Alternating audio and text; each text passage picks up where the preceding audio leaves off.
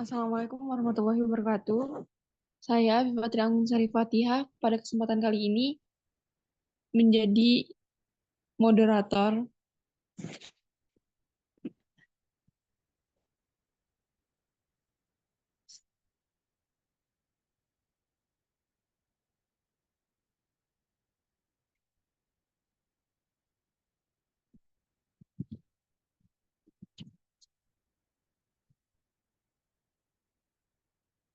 Pada sesi presentasi ini yang akan membahas evaluasi mutu simplicia tanaman kencur.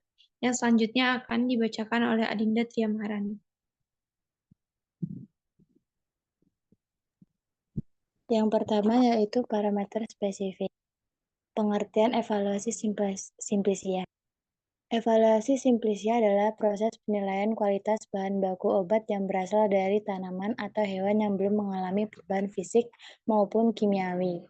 Simplicia merupakan bahan baku yang digunakan dalam pembuatan obat tradisional, seperti ramuan herbal. Evaluasi ini penting untuk memastikan bahwa simplicia memenuhi standar kualitas yang diperlukan untuk pengobatan. Evaluasi simplicia meliputi identifikasi organoleptis mikroskopis, kadar sehari larut air, kadar sehari larut, screening fitokimia, dan susut pengeringan.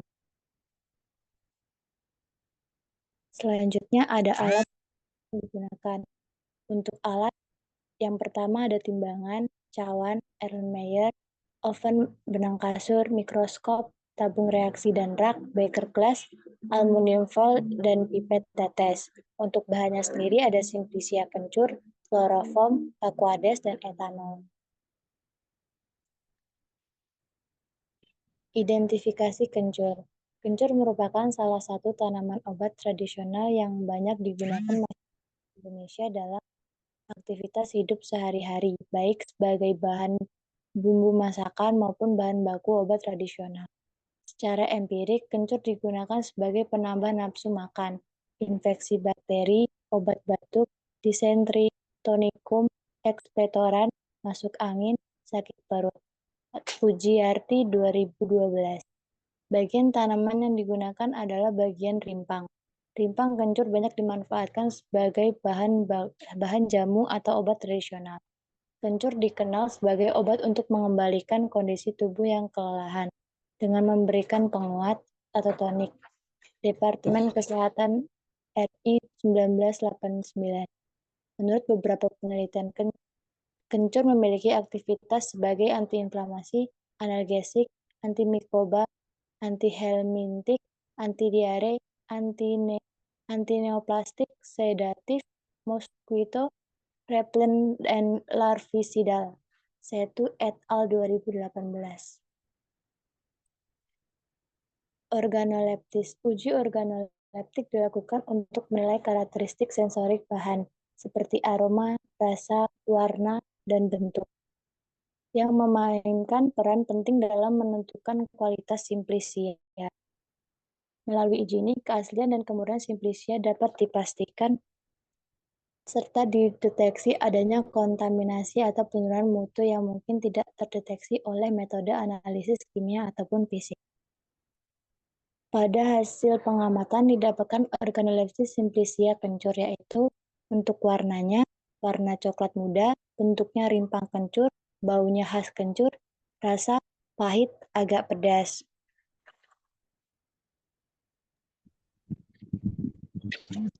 Akan disampaikan oleh Afifa. Parameter spesifik yang selanjutnya adalah kadar sari adalah mikroskopis. Pada uji mikroskopis bertujuan untuk mengetahui kesusutan serbuk simplicia kencur dengan fragmen pengenal serbuk simplicia, yaitu yang dapat dilihat di bawah mikroskop. Serbuk simplicia kencur berwarna coklat muda. Berdasarkan hasil uji mikroskop, ditemukan fragmen pengenal simplicia kencur, yaitu amilum dan parenkim, di mana amilum di sini memiliki bentuk bulat dengan ukuran lebih kecil dari tanaman lainnya yang berfungsi untuk menyimpan kelebihan glukosa dalam jangka panjang. Sedangkan parenkim memiliki beberapa fungsi penting yang mendukung aktivitas farmakologis maupun terapeutik tanaman tersebut, yaitu sebagai tempat penyimpanan zat aktif, sebagai metabolit sekunder, dan sebagai tempat transportasi nutrisi dan air. Amilum dan parenkim ditemukan menggunakan mikroskop sesuai dengan referensi yang tertera.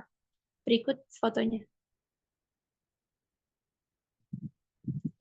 Selanjutnya, parameter spesifik yang selanjutnya adalah kadar sari larut air. Serbuk kering bahan uji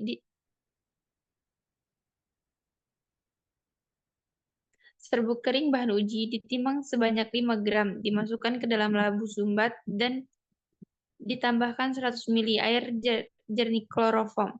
Kemudian dikocok selama 6 jam dan didiamkan selama 18 jam. Campuran tersebut kemudian disaring dan filtrat yang didapatkan sebanyak 19 ml. Diuapkan sehingga kering dalam cawan porselin yang telah ditakar. Untuk selanjutnya dipanaskan pada suhu 105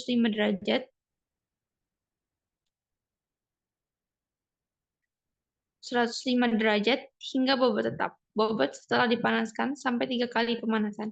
Pemanasan pertama memperoleh bobot 3,13 gram.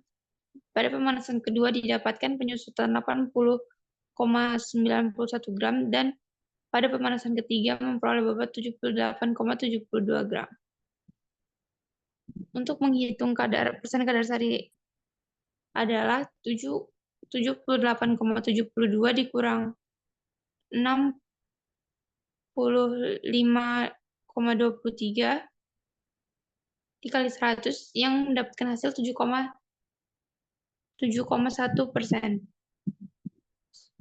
Berikut adalah foto-foto untuk kadar sari larut air.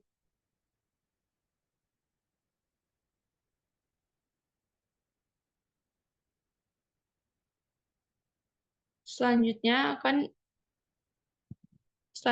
disampaikan oleh Siska Anggreni. Terima kasih kepada Afifa dan Adinda. Saya akan melanjutkan mengenai parameter spesifik yaitu kadar sari larut etanol.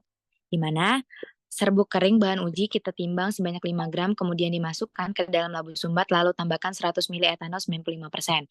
Campuran tersebut selanjutnya dikocok 6 jam pertama dan dimasukkan selama 18 jam. Larutan terbentuk disaring dengan cepat dan filter diperoleh sebanyak 15,29 ml. Diuapkan hingga kering, kemudian panaskan pada suhu 105 derajat Celcius hingga bobot tetap. Bobot yang didapatkan pada pemanasan pertama yaitu 68,56 gram, pemanasan kedua 62,48 gram, dan bobot pemanasan ketiga adalah 59,16 gram. Di mana cara untuk menghitung persen kadar sari, pada bobot pemanasan yang terakhir kita kurangkan kepada bobot 58,50 per 15,29. Di mana 15,29 itu ketika kita udah menyaring filtrat tersebut. Kita kalikan 100%, hasil yang didapatkan yaitu 4,3%. Nah, ini ada proses pembuatan untuk penentuan kadar sari larut etanol.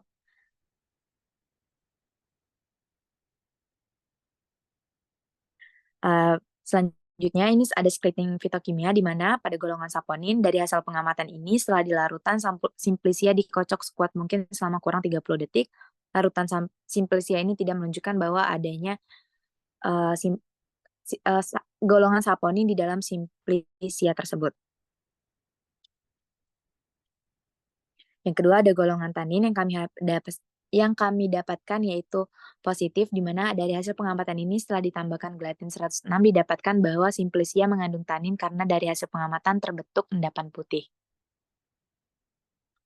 Pada golongan quinon kami mendapatkan hasil negatif, di mana dari hasil pengamatan ini simplisia tidak menunjukkan adanya senyawa kelompok quinon karena pada tabung reaksi larutan simplisia tidak terbentuk warna kuning hingga merah.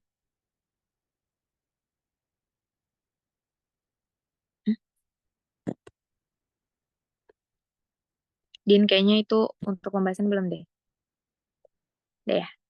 Kesimpulannya, Din. Itu belum yang parameter spesifik dulu, bukan? Atasnya. Oke, itu. Nah, yang keempat ini ada golongan monoterpen, di mana hasil yang kami dapatkan yaitu negatif, di mana dari hasil pengamatan ini Simplicia tidak menunjukkan adanya senyawa monoterpenoid dengan sesquiterpenoid. Hal ini dikarenakan pada pinggir-pinggir cawan tidak terbentuk warna-warna yang menunjukkan adanya senyawa monoterpenoid dan sesquiterpenoid. Selanjutnya ada parameter non-spesifik yang dilakukan yaitu susut pengeringan. Berat Simplicia sebelum pengeringan kami dapatkan hasil 38,2. Berat Simplicia setelah pengeringan kami dapatkan 34,40 gram. Di mana jadi untuk persen susut pengeringan kami mendapatkan hasil 9,5%. Ini ada foto-foto untuk proses susut pengeringan dari kelompok kami. Selanjutnya adalah kesimpulan. Kesimpulannya, berdasarkan hasil evaluasi mutu Simplicia kencur yang telah kami lakukan, dapat disimpulkan bahwa Simplicia ini memenuhi standar kualitas yang diperlukan sebagai bahan baku obat tradisional. Hasil uji organoleptis menunjukkan karakteristik fisik Simplicia sesuai dengan yang diharapkan, yaitu berwarna coklat muda, berbentuk rimpang khas, beraroma khas kencur, dan berasa pahit agak pedas. Analisis mikroskopis mengidentifikasi adanya fragmen amilum dan parenkim yang mendukung aktivitas farmakologi Simplicia.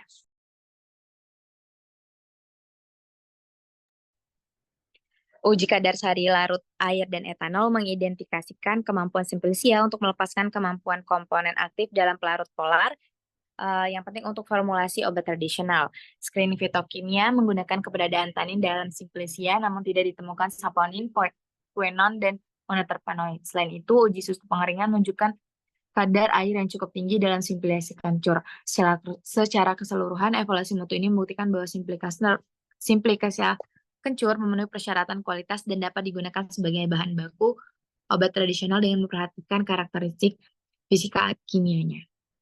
Sekian pemaparan materi mengenai evaluasi mutu Simplicia. Selanjutnya kami kembalikan ke moderator. Terima kasih Siska, Dinda, dan Viva. Untuk selanjutnya kita beralih ke materi selanjutnya.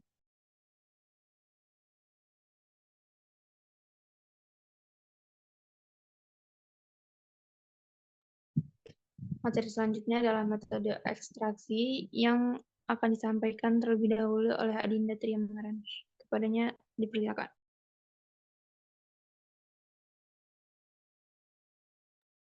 Terima kasih, Viva.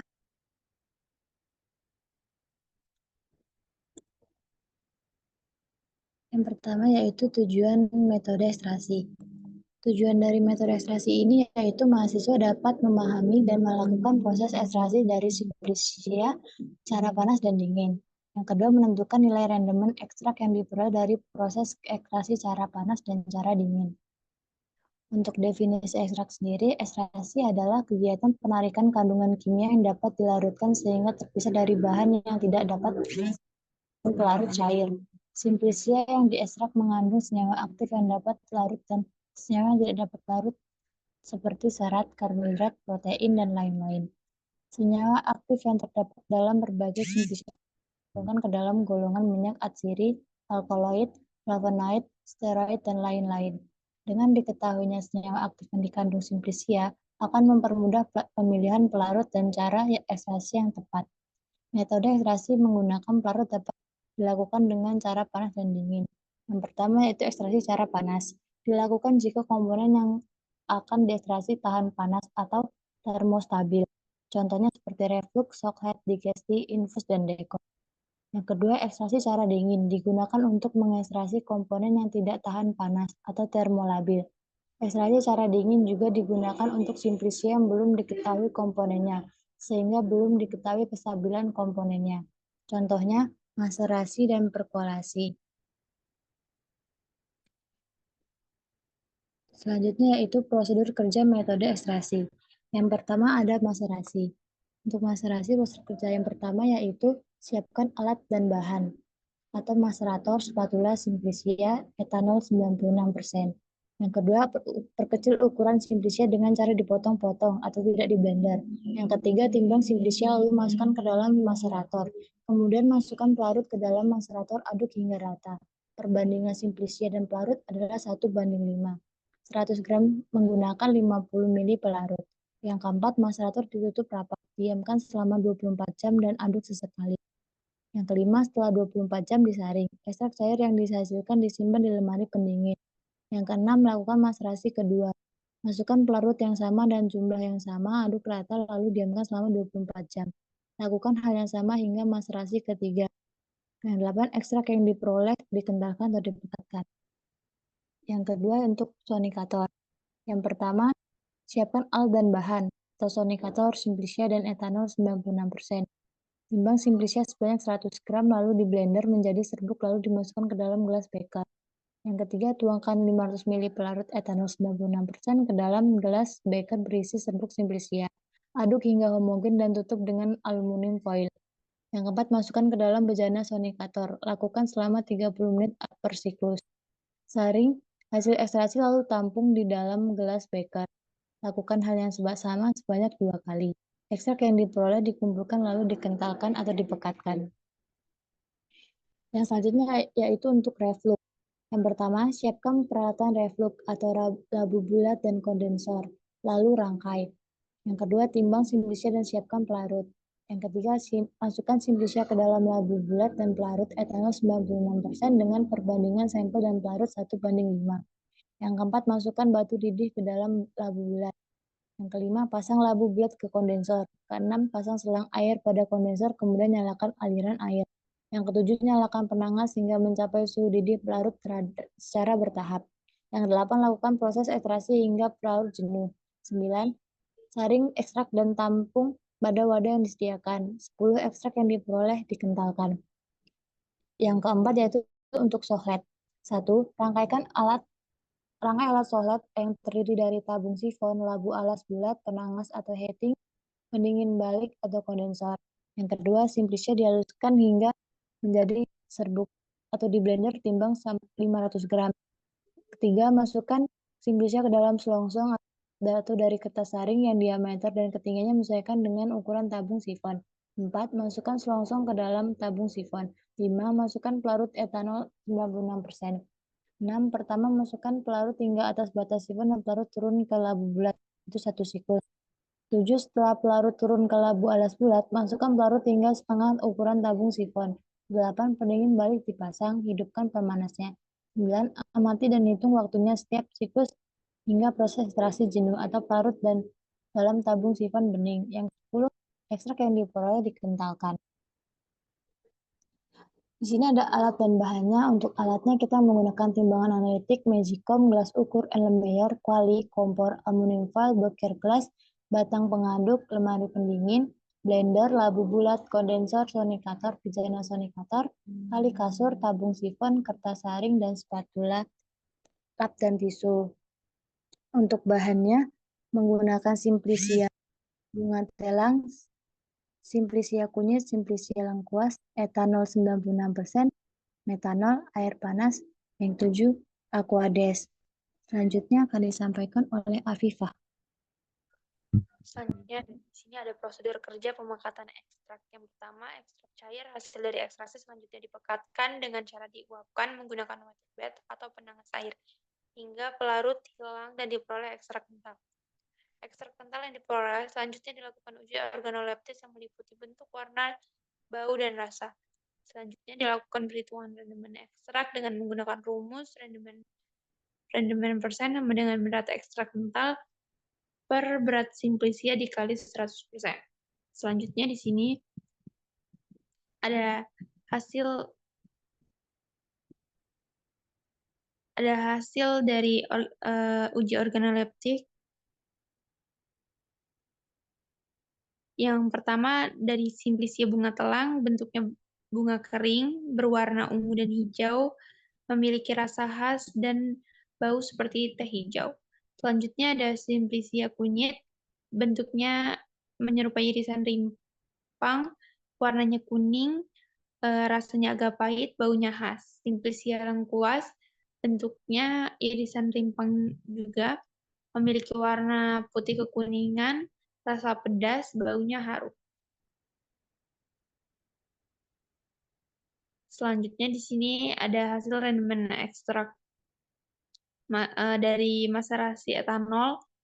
yaitu sampelnya bunga telang, berat simplicia 100 gram, berat wadah kosong 25 gram, berat wadah plus ekstrak cair sebelum penguapan 1120 ml, berat wadah plus ekstrak setelah penguapan 53,16 gram.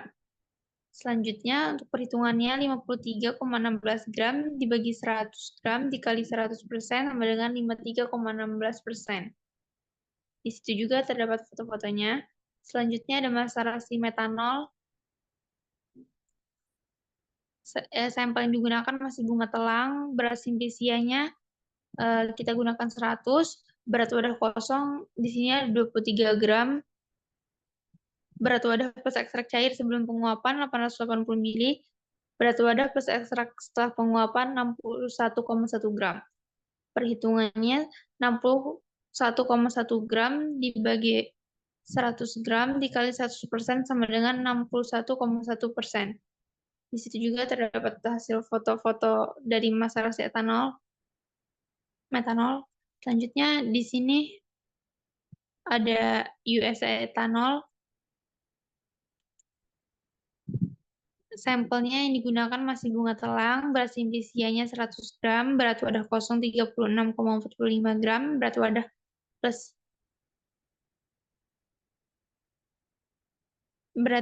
plus ekstrak cair sebelum penguapan 1000 ml, berat wadah plus ekstra setelah penguapan 21,89 gram. Perhitungannya 21,89 gram dibagi 100 gram dikali 100% hasilnya 21,89 gram. 89%.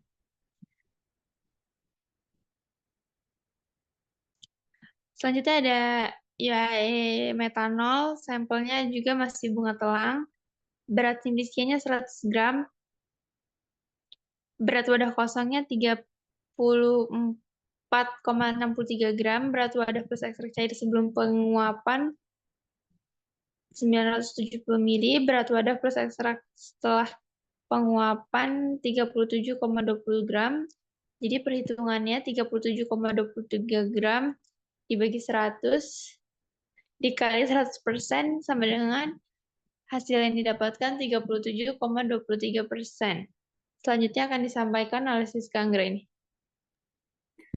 Untuk hasil rendaman ekstrak melalui metode reflux, di mana sampelnya itu kunyit, berat simplicianya 100 gram, berat wadah kosong 24,88 gram, berat wadah plus ekstrak cair sebelum penguapan 200 ml, berat wadah plus ekstrak setelah penguapan 31,78 gram, sehingga perhitungan pasiennya didapatkan hasil 32,78%.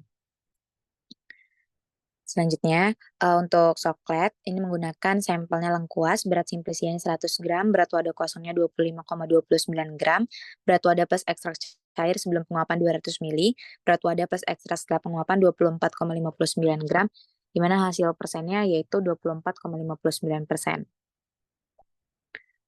Sehingga kesimpulan dari praktikum kali ini, berdasarkan hasil praktikum dapat disimpulkan bahwa metode cara dingin memiliki hasil yang tinggi dibandingkan cara panas.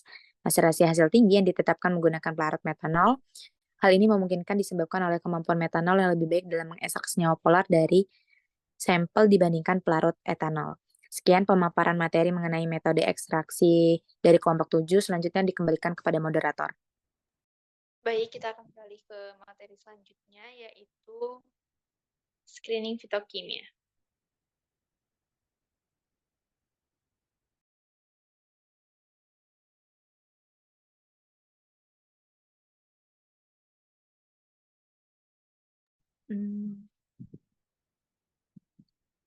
Pada screening fitokimia akan dibacakan oleh saya terlebih dahulu.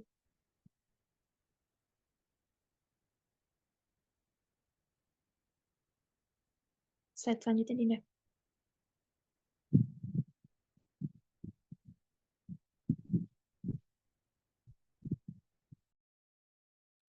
Untuk tujuan screening fitokimia sendiri, mahasiswa mampu menjelaskan tujuan penapisan fitokimia, mahasiswa mampu melakukan penapisan fitokimia dari suatu simplisia tumbuhan, Selanjutnya mahasiswa mampu menjelaskan tahap-tahap proses penapisan fitokimia untuk suatu golongan senyawa, dan mahasiswa juga mampu menjelaskan reaksi yang terjadi pada proses penapisan fitokimia suatu golongan senyawa.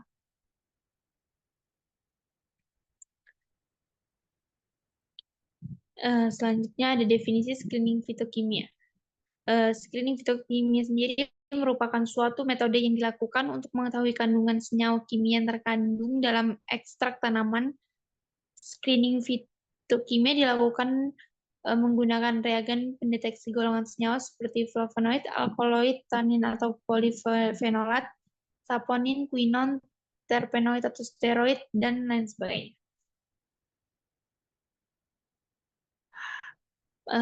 Untuk cara kerjanya, pemeriksaan alkaloid, serbuk simplicia dibasahkan dengan amonia 25%, digerus dalam mortir, kemudian ditambahkan kloroform, digerus kembali, lalu lapisan kloroform disaring dan dipipet. Setelah disaring, larutan kloroform dikocok kuat dengan HCl2n hingga terbentuk 2 lapisan. Lapisan asam diambil lalu dibagi 3 bagian dan diperlakukan sebagai berikut. Bagian pertama digunakan sebagai blanko atau pembanding. Bagian kedua ditambahkan reaksi Mayer jika menghasilkan kekeruhan atau endapan berwarna putih menunjukkan adanya alkaloid. Yang ketiga, bagian ketiga ditambahkan reaksi Dragendorf jika terbentuk kekeruhan atau endapan berwarna jingga kekuningan atau merah bata menunjukkan adanya alkaloid. Selanjutnya, pemeriksaan flavonoid, serbuk simplicia ditambahkan air, dipanaskan lalu disaring dan didinginkan. Ke dalam filtrat ditambahkan serbuk magnesium, asam klorida, dan amil alkohol. Kemudian dikocok kuat, diamkan hingga terbentuk 2 lapisan. Jika terbentuk warna kuning, jingga, atau merah pada lapisan amil alkohol menunjukkan adanya flavonoid. Untuk lebih memudahkan, pengamatan sebaiknya dibandingkan dengan blanko. Di sini ada pemeriksaan saponin, serbuk simplicia ditambahkan air, dipanaskan, lalu disaring. Setelah dingin, filtrat dalam tabung reaksi dikocok kuat-kuat selama lebih kurang 30 detik. Pembentukan busa sekurang-kurangnya tinggi 1 cm dan persisten selama 10 menit secara tidak hilang setelah penambahan 1 tetes asam klorida encer, menunjukkan bahwa dalam simplicia terdapat saponin. Selanjutnya ada pemeriksaan quinon. Serbuk simplicia dipanaskan dengan air, kemudian disaring, filter dideteksi dengan larutan NaOH, terbentuknya warna kuning hingga merah menunjukkan adanya senyawa kelompok quinon. Selanjutnya di sini juga ada pemeriksaan tanin atau polifenolat. Serbuk simplicia ditambahkan air, dipanaskan kemudian disaring, filter dibagi 3 bagian dan diperlakukan sebagai berikut. Bagian pertama, filter dideteksi larutan besi 3 klorida, berbentuknya warna biru hitam menunjukkan adanya tanin dan polifenolat alam. Yang kedua, filter diuji ulang dengan penambahan larutan gelatin 1%. Adanya endapan putih menunjukkan adanya tanin. Bagian ketiga, filter ditambahkan reaksi Stasny, kemudian dipanaskan dalam penanganan air, terbentuknya endapan merah mudah menunjukkan adanya tanin katekat. Selanjutnya endapan disaring, filter dijenuhkan dengan natrium asetat dan ditambahkan beberapa tetes larutan besi 3 klorida, terbentuknya warna biru tinta menunjukkan adanya tanin galat. Di sini juga ada pemeriksaan steroid dan terpenoid. Simplicia dimaserasi dengan ether selama 30 menit. Ditutup rapat, kemudian disaring, filtrat ether diuapkan di atas cawan penguap hingga kering. Pada residu diteteskan reaksi Lieberman-Burchard, terbentuknya warna ungu menunjukkan bahwa dalam simplicia mengandung senyawa kelompok terpenoid, sedangkan bila termasuk warna biru hijau menunjukkan adanya senyawa kelompok steroid. Pemeriksaan monoterpen atau sesquiterpen. Simplicia dimaserasi dengan ether selama 30 menit. Tutup rapat, kemudian disaring, filtrat ether diuapkan di atas cawan penguap hingga kering. Pada residu diteteskan reaksi anisaldehid asam sulfat atau reaksi vanilin sulfat dari pinggir cawan. Terbentuknya warna-warna menunjukkan adanya senyawa monoterpenoid dan sesquiterpenoid. Selanjutnya akan disampaikan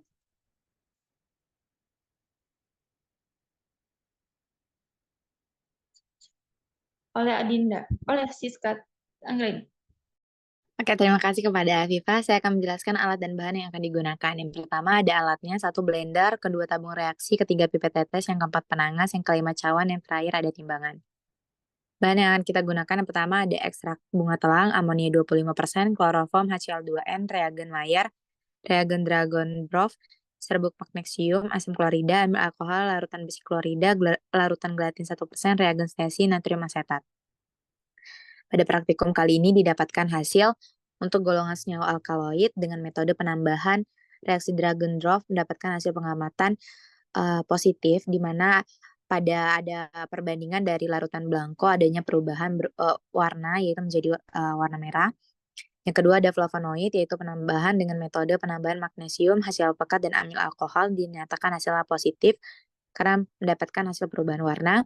Yang saponin yaitu dengan kita diamkan larutan tersebut selama 10 menit ternyata hasil yang didapatkan adalah tetap negatif karena tidak sesuai dengan kriteria pada prosedur kerja.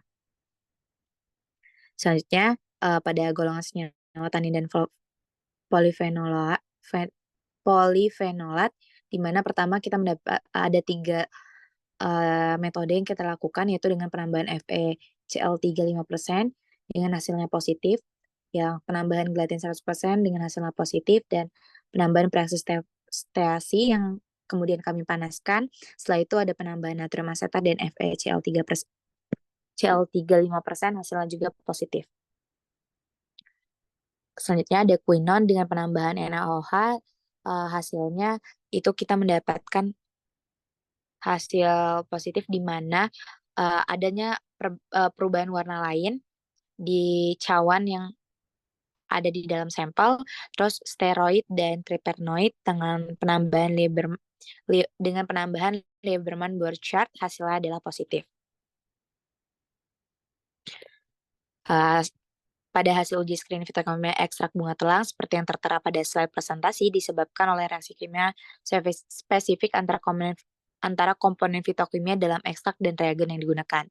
Nah, berikut penjelasan mengapa tiap hasil tersebut diperoleh. Yang pertama pada alkaloid, yaitu penggunaan reaksi Dragonbrov yang menghasilkan kekeruan atau endapan berwarna merah jingga kekuningan atau merah bata menunjukkan adanya alkaloid. Disebabkan oleh reaksi antara alkaloid dengan reagen tersebut yang dihasilkan senyawa kompleks yang 3 larut. Yang kedua ada flavonoid, yaitu terbentuknya warna kuning jingga atau merah pada lapisan amil alkohol setelah penambahan serbuk magnesium dan asam klorida dengan menunjukkan adanya flavonoid. Reaksi ini menghasilkan senyawa kompleks yang berwarna yang memudahkan identifikasi flavonoid. Yang ketiga ada saponin, tidak adanya pembentukan busa yang persisten setelah penambahan asam klorida encer menunjukkan ketiadaan saponin. Saponin biasanya menghasilkan busa stabil karena sifat surfaktan alaminya. Yang keempat ada tanin dan polifenolat, adanya warna biru hitam dengan penambahan larutan besi 3 klorida, endapan putih dengan larutan gelatin, dan endapan merah muda dengan reaksi Stastny menunjukkan adanya tanin dan polifenolat. Reaksi ini terjadi karena tanin atau polifenolat membentuk kompleks berwarna dengan reagen tersebut. Selanjutnya akan dilanjutkan oleh Adinda Triamaharani. Kepada Adinda dipersilakan. Terima kasih Siska. Untuk yang kelima yaitu quinon. Tidak terbentuknya warna kuning hingga merah setelah penambahan NaOH menunjukkan ketidakadaan quinon. Quinon biasanya memberikan warna khas karena perubahan struktur kimia di bawah kondisi basah. Yang keenam ada steroid atau triterpenoid. Terbentuknya warna biru hijau dengan reaksi Lieberman-Burchard menunjukkan adanya steroid, sementara warna ungu menunjukkan adanya triterpenoid. Reaksi ini terjadi karena reaksi tersebut menyebabkan perubahan struktur kimia yang spesifik pada senyawa steroid atau triterpenoid, menghasilkan warna tertentu. Hasil ini menunjukkan bahwa bunga telang mengandung alkaloid, flavonoid, tanin atau polifenolat, dan steroid atau triterpenoid, tetapi tidak mengandung saponin dan quinon. Berdasarkan hasil screening fitokimia yang telah dilakukan pada ekstrak bunga telang, dapat disimpulkan bahwa ekstrak tersebut positif mengandung beberapa golongan senyawa metabolis sekunder, yaitu alkaloid, flavonoid, tanin, dan polifenolat, serta steroid dan triterpenoid. Namun, ekstrak bunga telang negatif mengandung saponin dan quinon. Hasil positif untuk alkaloid, flavonoid, tanin, atau polifenolat, serta steroid dan triterpenoid ditunjukkan dengan terbentuknya reaksi warna atau endapan yang spesifik saat ekstrak bereaksi dengan reagen pendeteksi. masing-masing golongan senyawa tersebut. Hal ini mengindikasikan bahwa ekstrak bunga telang kaya akan senyawa-senyawa metabolit sekunder dari golongan-golongan tersebut. Keberadaan senyawa-senyawa metabolit sekunder dan dalam ekstrak bunga telang dapat memberikan potensi farmakologis dan manfaat terapeutik yang bermanfaat bagi kesehatan. Oleh karena itu, bunga telang berpotensi untuk dikembangkan sebagai sumber bahan obat alami. Namun perlu dilakukan penelitian lebih lanjut untuk mengidentifikasi dan mengisolasi senyawa-senyawa aktif spesifik yang terkandung dalam bunga telang. Selanjutnya saya kembalikan kepada moderator. Baik, selanjutnya akan dibuka sesi tanya jawab kepada audiens yang ingin bertanya, dipersilakan.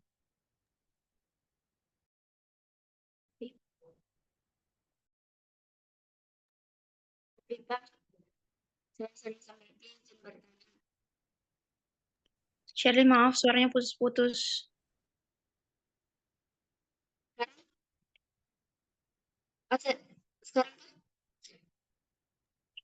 Masih putus-putus, Shirley. Bisa ditulis aja di kolom chat kalau enggak.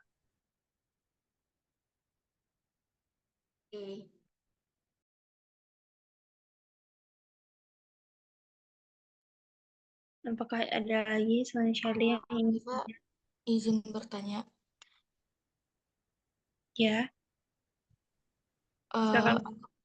Apa aja sih apa saja faktor yang dapat mempengaruhi hasil dari screening fitokimia itu? Kedengaran nggak, Pak? Dengar, mohon. Sebentar ya. Ya, makasih ya, Pul. Monica, Afifah ini langsung dijawab nggak apa-apa ya? Iya, boleh.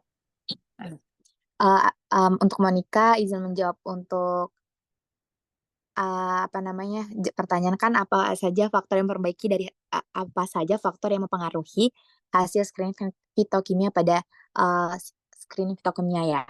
Jadi mungkin yang harus kita mempengaruhi hasil akhirnya itu yang pertama ada jenis simplisia karena untuk setiap jenis simplisia kan untuk metode ekstraksinya terus kondisi lingkungan terus kita reagennya juga digunakan berbeda. Jadi yang pertama ada jenis simplisia. Nah, karena jenis tanaman ini tuh mempengaruhi juga kandungan senyawa metabolit sekundernya. Yang kedua, ini pada metode ekstraksinya. Jadi pemilihan metode ekstraksi itu juga mempengaruhi jenis dan jumlah senyawa yang akan terekstrak. Yang ketiga, ada pemilihan reagen yang sesuai di mana volume, konsentrasi, serta prosedur analisis yang tepat akan mempengaruhi hasil screening fitokimia. Terus yang terakhir adalah ketelitian dari kita melakukan analisis screening fitokimia tersebut. Karena kan kalau kesalahan dalam pengukuran, misalkan pencatatan, dan interpretasi hasil akan mempengaruhi keakuratan hasil screening dari fitokimia itu sendiri.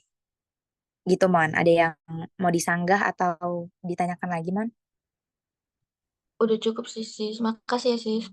Sama-sama, Mon. Oke, langsung jawab punya Shirley aja. Jelaskan apa alasan kalian menggunakan sampel kencur pada evaluasi mutu simplisia. Jawaban dari kelompok 7 adalah, kemarin kan Bu Kiki pernah bilang kalau untuk simplisianya tanamannya yang ada di sekitaran tempat kita tinggal ataupun yang mudah ditemui. Nah, kebetulan ke sampel kencur ini kami mudah ditemui dan kami bersedia untuk melakukan pembuatan simplisia kencur karena kami suka dari baunya juga terus tanaman itu ada di dekat rumah kita gitu. Itu sih share. Yang paling penting adalah alasan utamanya ada di lingkungan sekitar. Ada yang ingin tanyakan lagi share?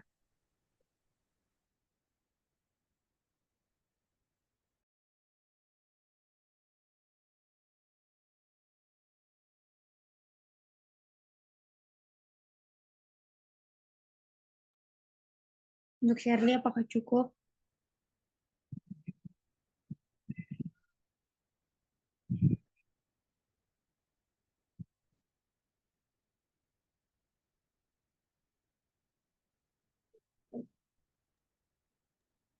Itu mic-nya Shirley lagi rusak gitu, nggak bisa.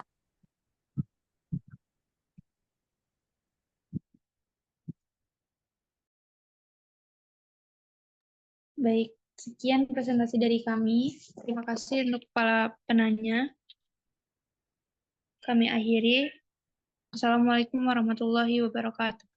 Waalaikumsalam warahmatullahi wabarakatuh.